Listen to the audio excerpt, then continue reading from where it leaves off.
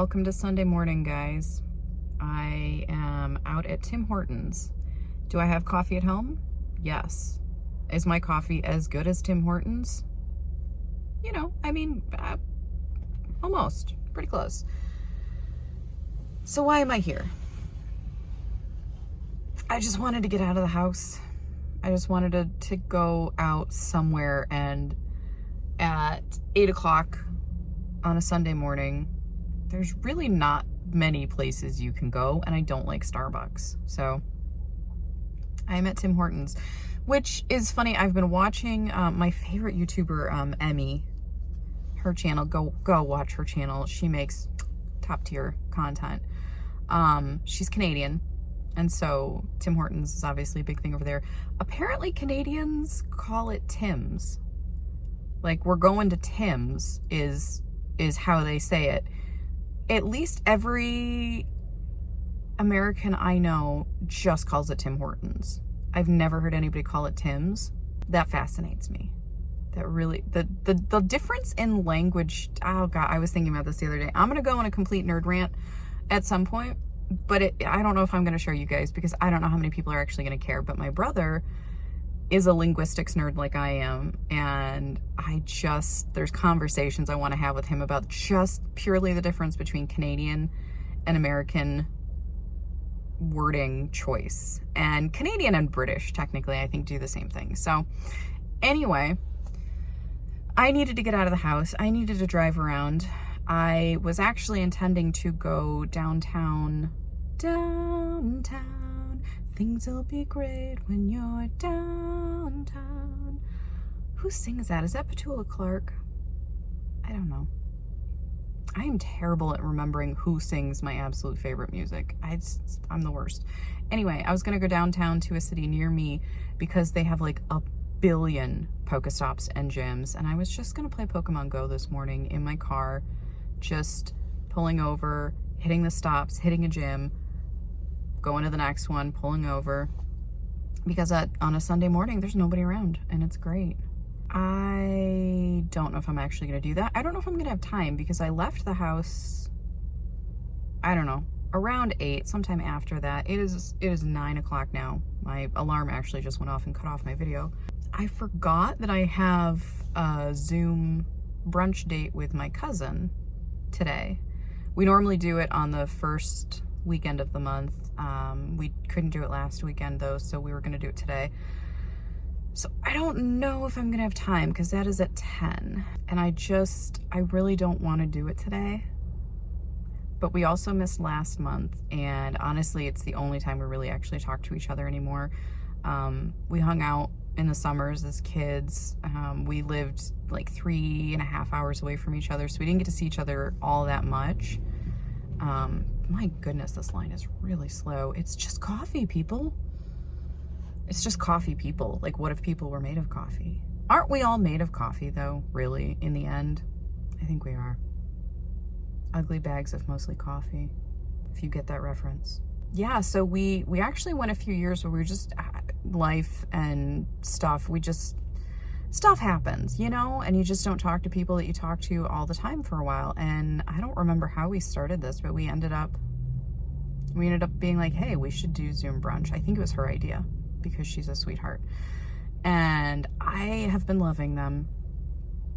Just catching up with her and her life. And she bought a new house and she got married, and she has been having some really cool stuff going on with her job. And I am so proud of her. I'm so impressed with her, and I love being able to catch up with her. And she's got 2 adorable kitties, and so we'll just like share kitties on the Zoom and stuff. And you know, if a cat walks by, grab it up and shove it in front of the camera.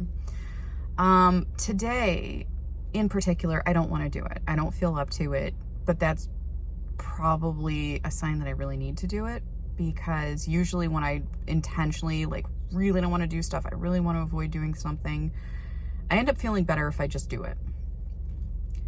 Mostly in the context of social situations. I almost never actually want to be in a social situation. Yeah.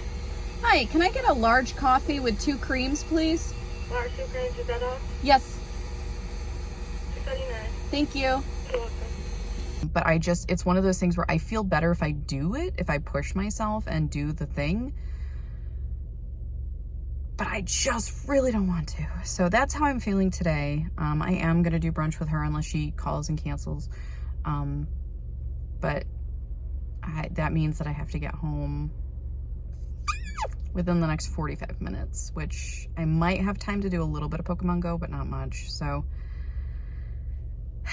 I finished editing my last video this morning. That's my vlog that's gonna go up on Wednesday. This intro will make more sense once you see the end of that vlog. It's been rough. I've not been in a good space mentally this past week, which is part of why I don't want to be around anybody. But maybe being around people will kind of help pull me out of my funk, so we'll see. All right, I'm about to grab my coffee, so I'm gonna end this real quick.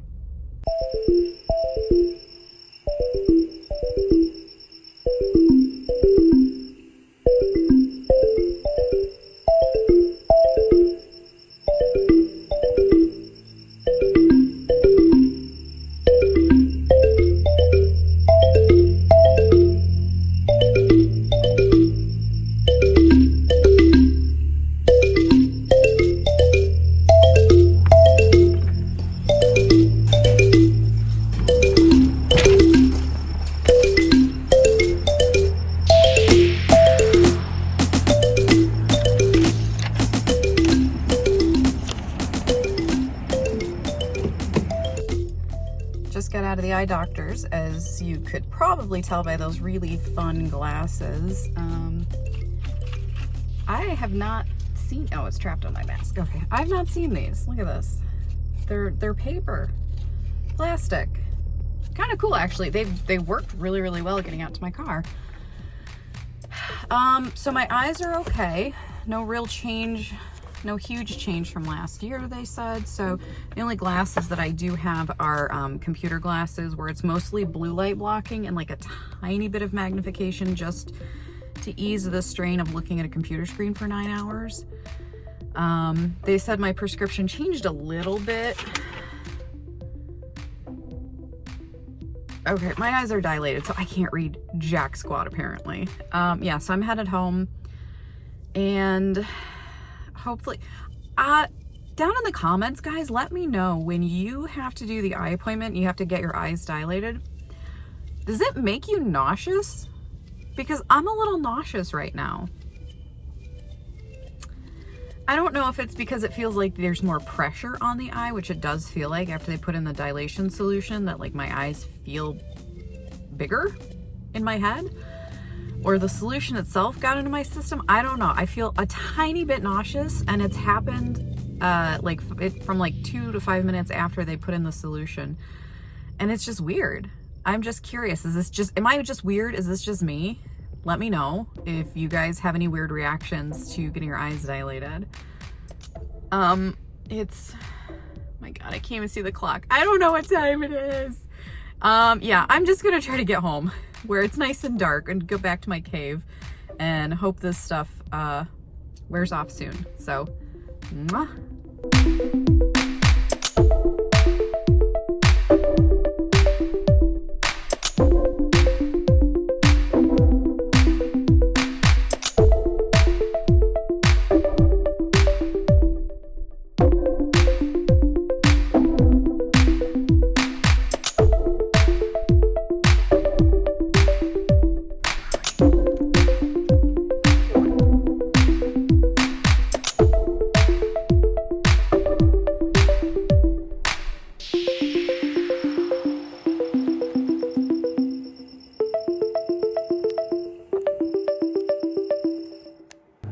Hello guys, it is Monday night around 6:30 or 7. I think it's like 6:30.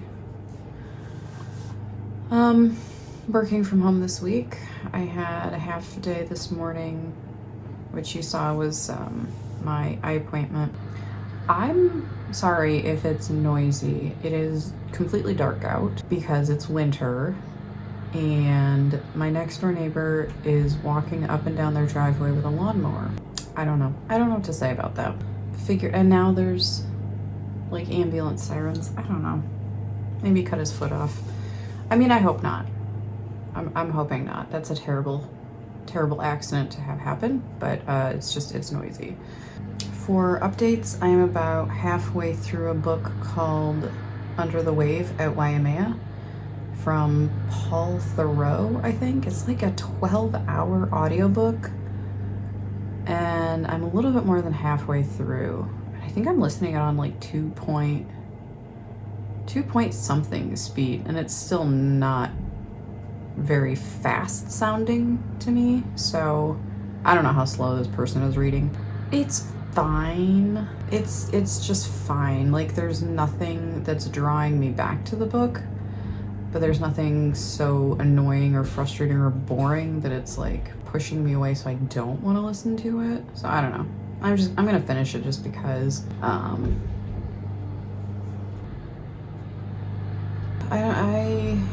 I don't have a lot for this update other than still feeling kind of depressed, and I can feel my anxiety building.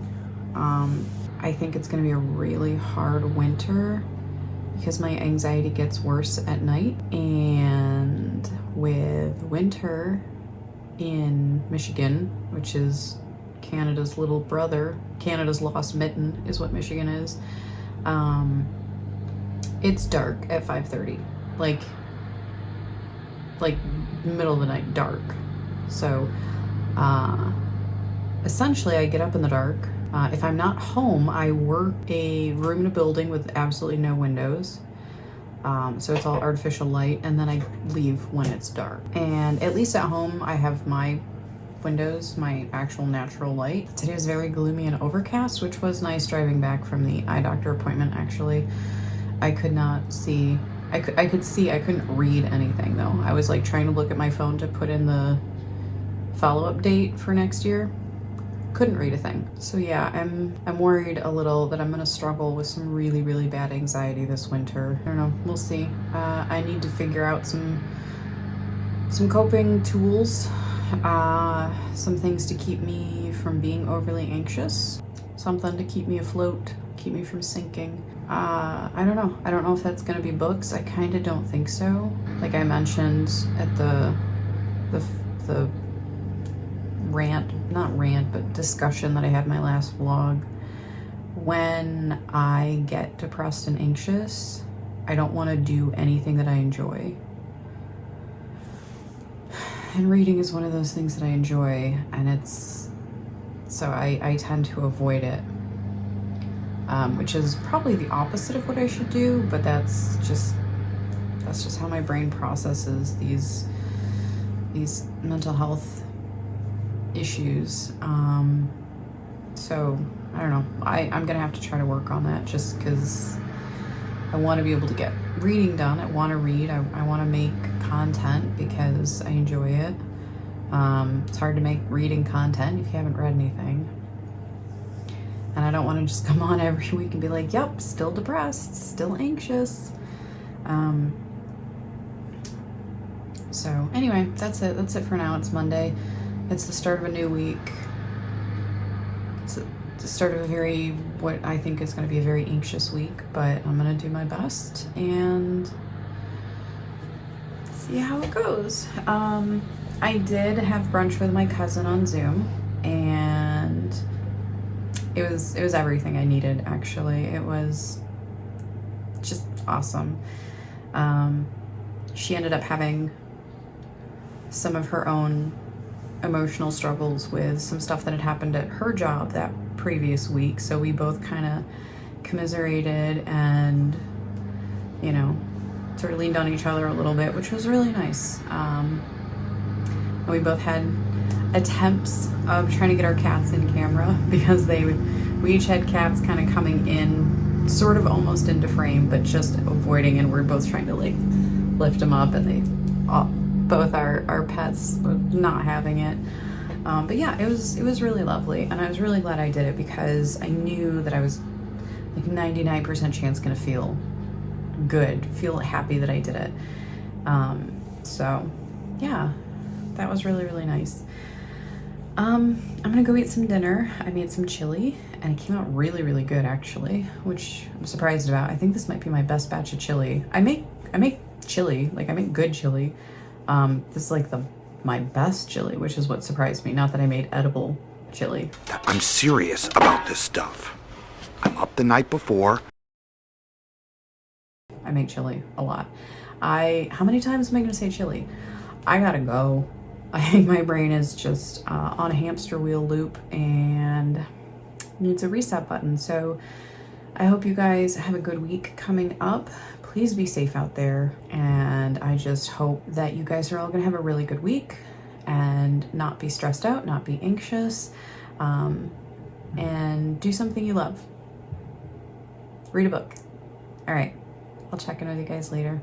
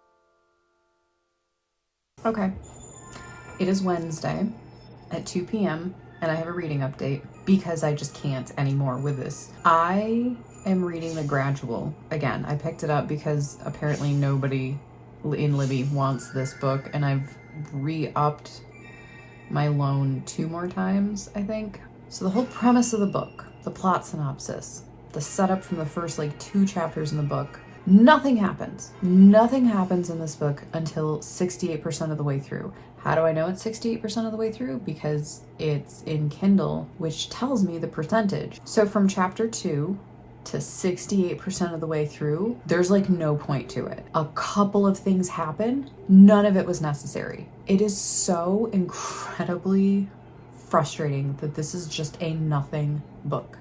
But you know what? I can even get past that. I can get past that. The main character, should I say the only character, infuriating.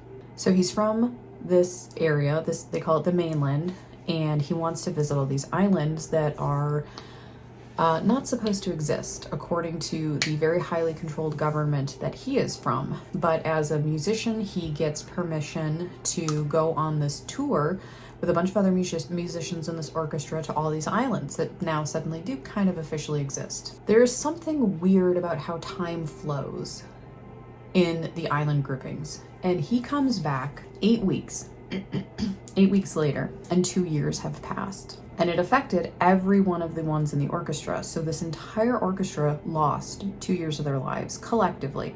Nobody from the mainland, none of their family, none of their friends, none of the government officials seem to think that that's weird.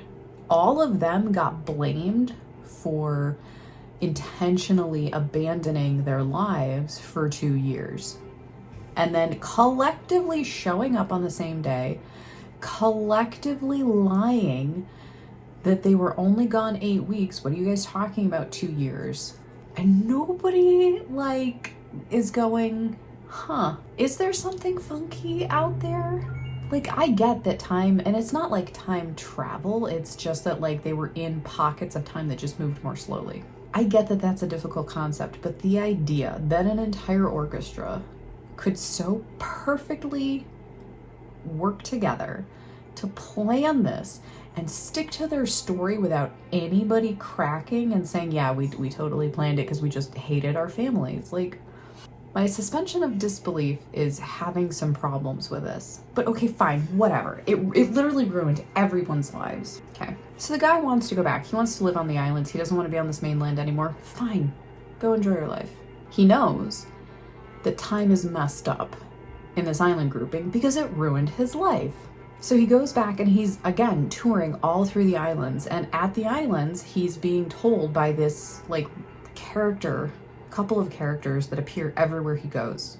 Regardless of whether that's physically possible or not, they're there. And they're like, hey, time is messed up here. If you don't want to be messed up, we will help you, but you have to come see us at every island. And then he comes to find out, this is normal. That's a profession in the islands, is fixing the jacked up time for people who visit. Cool, right? No, this guy whines half of the time. He will follow the rules that they tell him. Hey, this island has a detriment, or this island has an increase, or whatever. You have to do this, and you have to do it the certain way. Otherwise, we can't fix the messed up time flow. Half of the time he follows along. The entire time he whines about it. Half of the time though he'll follow along. And the other half of the time he's like, but I don't wanna. What if I don't wanna? Dude, you are in your 50s. Put your big boy pants on and shut up and do what you're told. Or don't. Here's the thing. Either do it or don't. I don't care. They don't care. But pick one. If you're gonna follow the rules half the time, then just follow the rules. If you just don't want to follow the rules and you just want to see what life happens with messing with time, then just do it. But the fact that he'll go 50% of the time and then he'll get tired of it and whine about it, be like, I have to stay on this boat overnight. I can't get through to the next morning without eating. Shut up. You're gonna be hungry and you might have a headache. Get over yourself. It's worth losing 2 years of your life for going 8 hours without eating. This guy is killing me. And here's the other thing. I can get through a boring book. I can get through a book where the protagonist or main character, he's not even a protagonist, honestly. No, he is a protagonist. Isn't that the definition of the character that was storyline? Anyway, whatever. I can get through a book with a main character that I don't care for. There has to be something in the book, though, that is drawing me. I don't like the way it's written. It's boring as heck. Nothing is happening of any consequence or value for well over half the book. The main character is insufferable at this point, and there are no other characters. He meets a girl, and then nothing happens. And then all of a sudden they meet up again and they get married. All right, fine, I guess. She's cool.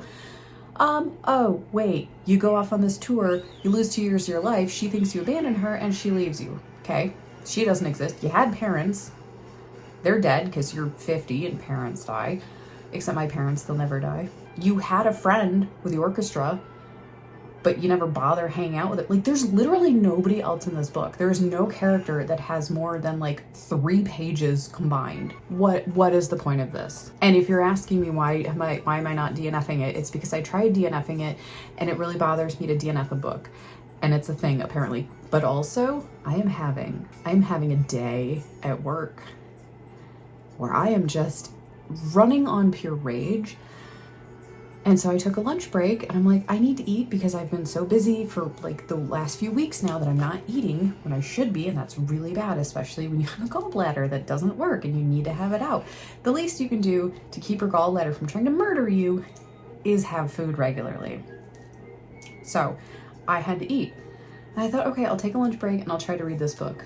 I got like 10 minutes in and I am just furious at this guy. He is getting on my last nerve. There was one nerve left and he is jumping on it right now.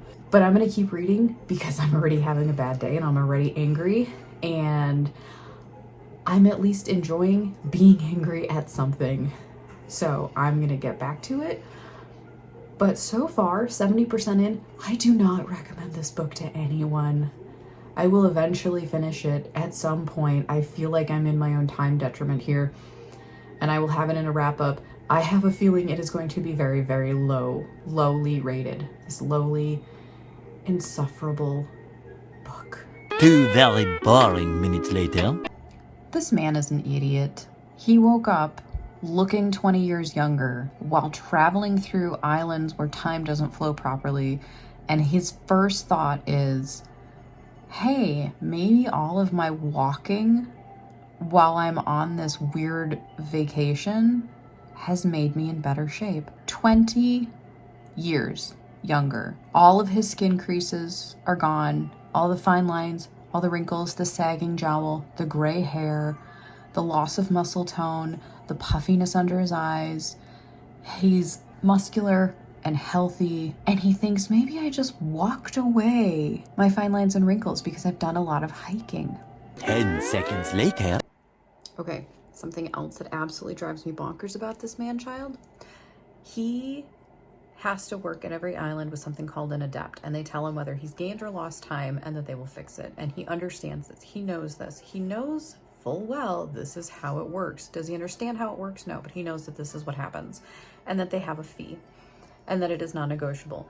And if you don't want to be screwed by time, you pay the fee and you do what they say. He asks questions every single time. How does this work? Why does it do it this way? He wants to know how it works.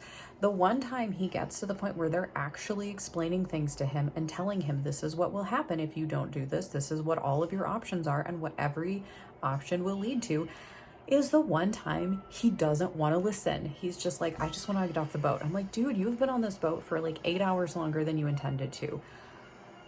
You are getting all of the answers to your questions and you don't have the patience to shut up and listen the one time. It's like this character is intentionally written to do everything wrong just so that the book can progress. I get that the plot has to progress somehow. This character is not believable at all. He wants something until he can have it, and then when he can have it, he doesn't want it.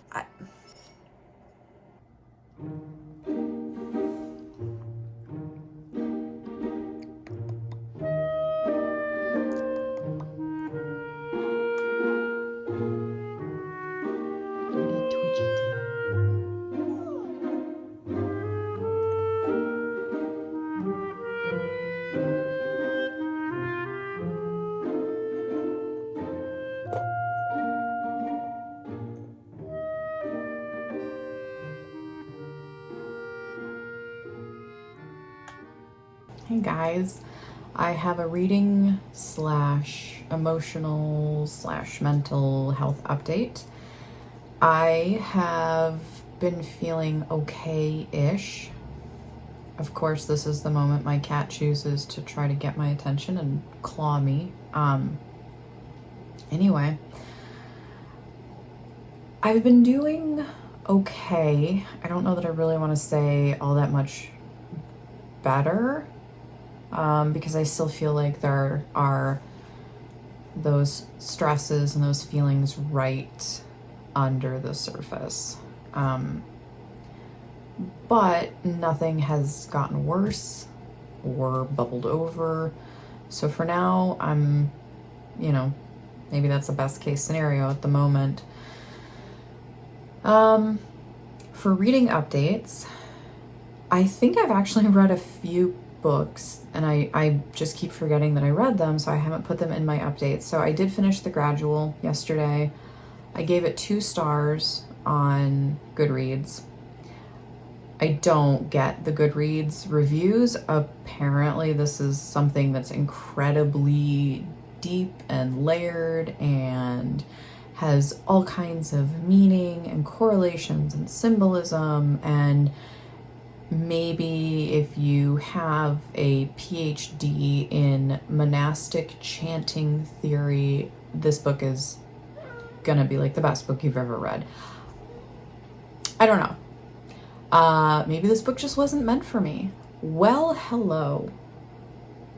Did not like being ignored, huh, buddy? Mwah. The first few chapters of his childhood and when his brother had to go off to war, I liked. They were interesting. I felt like they were setting up interesting scenarios, interesting characters. 68% of the way through the book, something of relevance finally happened. From that point on, even before that, but definitely from that point on, the character, the main character, the only real character, just irritated the crap out of me, and I was just tired of his whining. Then, like out of nowhere, in the very last few chapters of the book, and the chapters are incredibly short, like on my phone at smallest font, they're 2 pages, 2 screens. So there was like 80 something chapters total in the book, I think. So from the last like 10 chapters, which is like the last like 10% of the book, do you mind?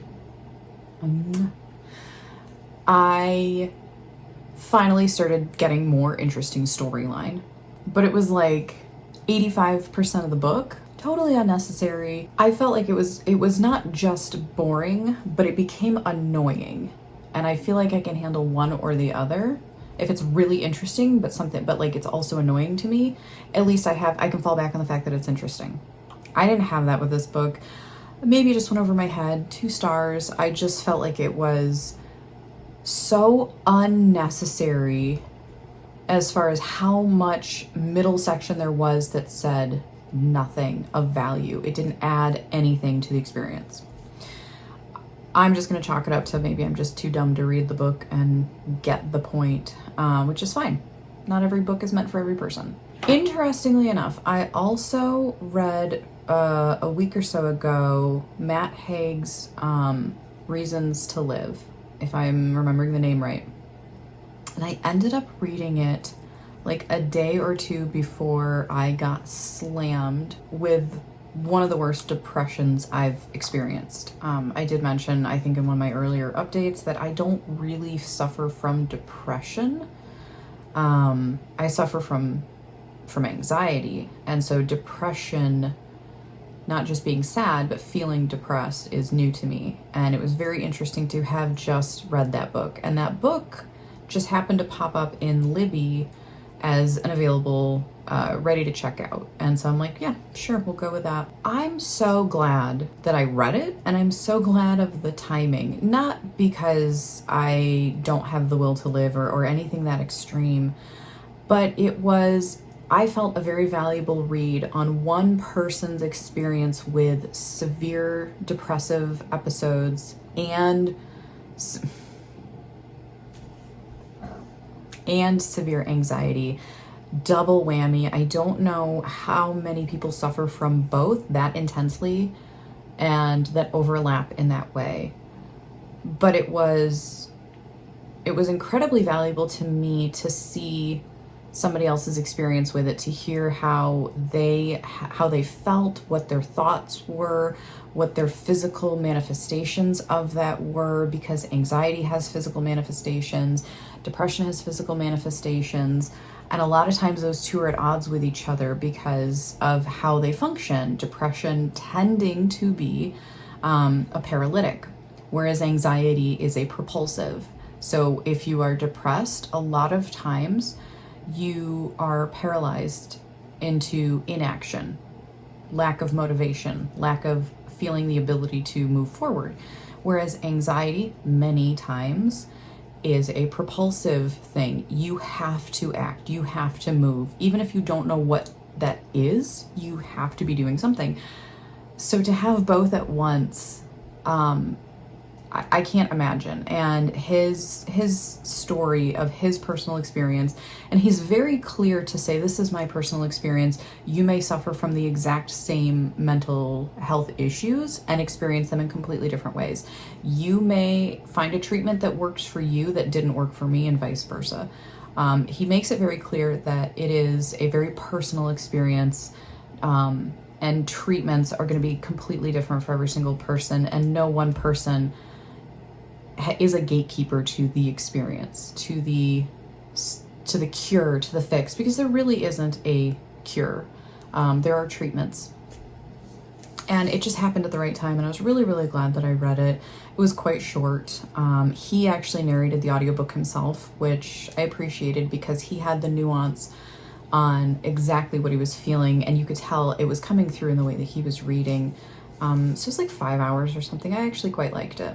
I also have the entire set, the series of the Chronicles of Narnia, on audiobook, and so I needed something very quick and very, I'm not going to say light, because they're not necessarily light material, but something familiar, not too deep. And so I listened to the first book in the series.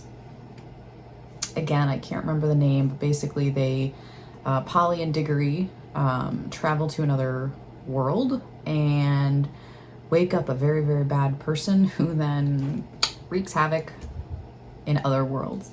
That was very quick. I have read it before. I believe I've read the entire Chronicles series. It's been a very long time though.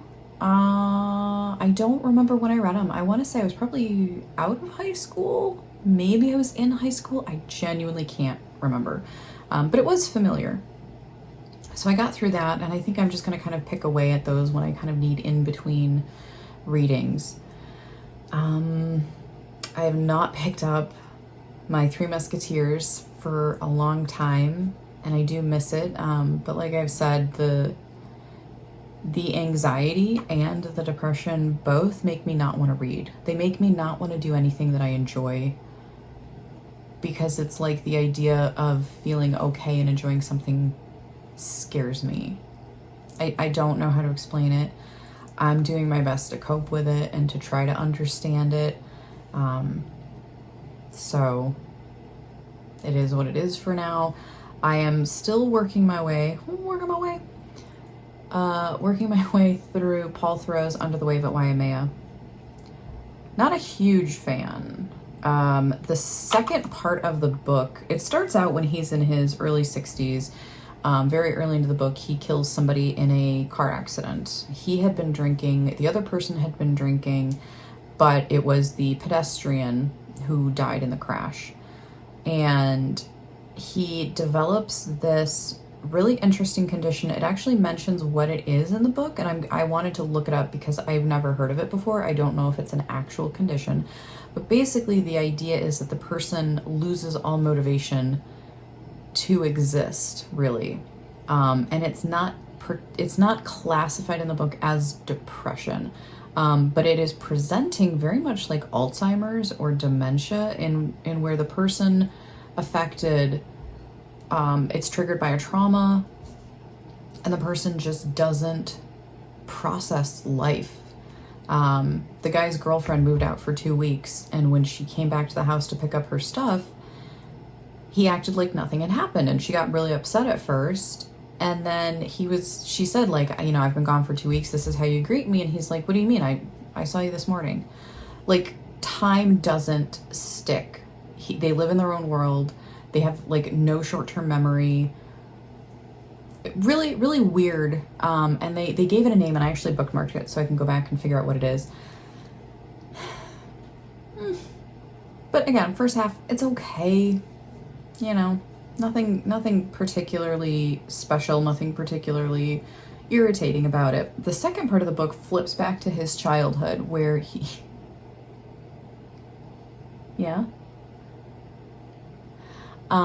flips back to his childhood where they moved to Hawaii. He's an army brat, and he is bullied by the local kids when he's in a local school because he's the, you know, rich haole that is just the personification of everything that is bad to the Native Hawaiian people, and you can completely understand that. And it's his kind of dealing with bullying as a kid. It's his growing up and finding his love of surfing and, you know, getting into drugs, getting into the wrong crowd, surfing kind of saving him from that. He becomes a professional surfer, yada, yada, yada, and it starts to chronicle his life. I am finding the second section far more interesting than the first. You're getting a little bit of, I think it's meant to kind of make you care about the character so that when you go back to the trauma that he's struggling with now, you have more emotional investment. He's not a character you really come to care about, though. Not a great person, very shallow. He had a rough childhood for sure, but he is incredibly singularly focused on surfing and incredibly singularly focused on himself. Doesn't really care about other people. There's no emotional attachment. When Eddie Aikau is announced to have drowned while trying to rescue somebody else, he was supposedly great friends with Eddie Aikau, and there's really no emotional reaction from him. You know, he has these other friendships with these other famous surfers. He meets Duke Kahanamoku. It names, you know, and it's a fiction. This isn't a real account of somebody, but it ties him to real people to try to make this feel more tangible. And it's just, he, as a character, has either no depth or he is completely incapable of forming attachments. But it doesn't really address the fact that he's incapable of forming attachments as though there is a, you know, reason for it. So it's just, I don't know, it's fine, I guess. I've read the Goodreads reviews, and there's a few people in there that I was like, that's a little harsh. And then the more I'm reading, I'm like, yeah, you're probably very right. So we'll see how that book ends. I still have like 5 hours left on it, I think. And I'm listening at 2 times speed, and it's still, to me, feels like only slightly sped up. So I'm thinking I might crank it and just get through it. And I did put in a hold request in Libby for Napoli Ever After. And I believe that was an instant download. So that's going to be the book that I'm reading next. That one, a Black woman has, you know, a steady boyfriend who's a handsome, rich doctor. She has, you know, a good job. She has, you know, the seemingly good life set up, and then she has her regularly scheduled visits to the beauty salon to have her hair straightened.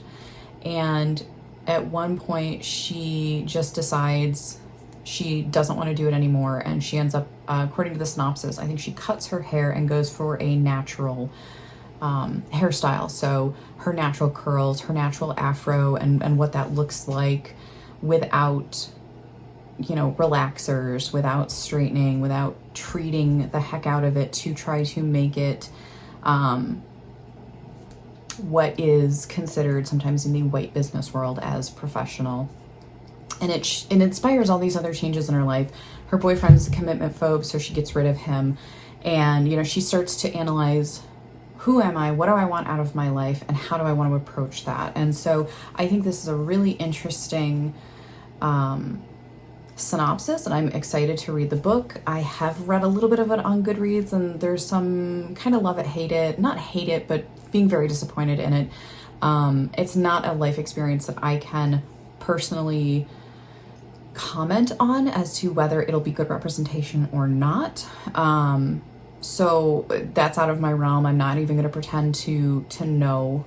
But I do want to read it, and then I want to compare it with some of the different reviews of authors of color, especially women, to kind of see how they took the book after I've had a chance to experience it myself.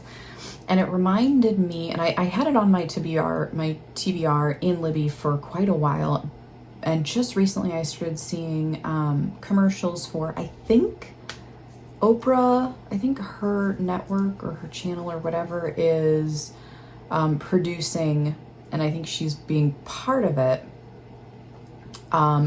interviews with Black women.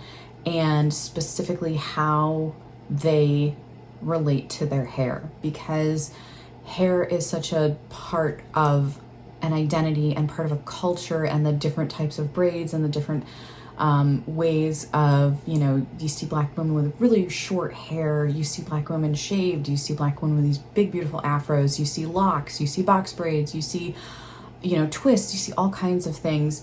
And it can, each different hairstyle can have such significance to them. And with living in, especially the United States, white colonized countries, black women especially have been subjected to being judged by their hair. And an afro, you know, a woman with an afro is in a professional work environment, and that's not professional hair. And they've had, you know, they've had to fight for the right to just, this is what my hair is, this is what my hair looks like, this is what it does. It is not a professional or unprofessional statement. This is just me. You know, there are schools out there who tell black kids, you can't have dreadlocks, you can't have hair past a certain length. It's been a growing issue in the news. So you see about it, you hear about it in a lot of places. So I'm really interested to read a book to kind of get a first person perspective on that conversation. And again, I'm sure it is just one person's perspective, one person's sense of identity and how they feel about it. But I am excited to dig into that and other books like it. So that's it. That's kind of my TBR. That is my update. My cat has chosen to finally give up on getting my attention, so I will now give him my attention. So I will check in with you guys when I have more updates. And it is Thursday at about noon. So I'm gonna say I'm gonna go eat lunch, and then within 4 minutes I will be distracted with work again, and I will not eat for another 3 hours if my day goes anything like it normally goes. So anyway, I will talk to you guys soon.